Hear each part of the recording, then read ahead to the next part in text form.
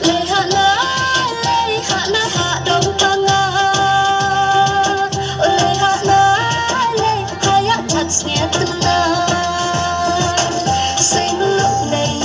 xây tia sọt lăng hai trong thành chi phang xây lúc này xây tia sọt lăng hai trong thành chi phang ông em tin rai chi hạ này hạ trong pangat hạ đông pangat hạ bé là trong cha sao mình step lâm chi trọ dè lòng bóng khẽ xa ta đi đông lòng la chia sông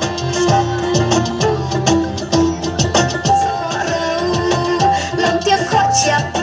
làm tiếc bơ xây hai thoát em mà xây lệ hạ na hạ đông tăng lệ hạ ya chặt nghe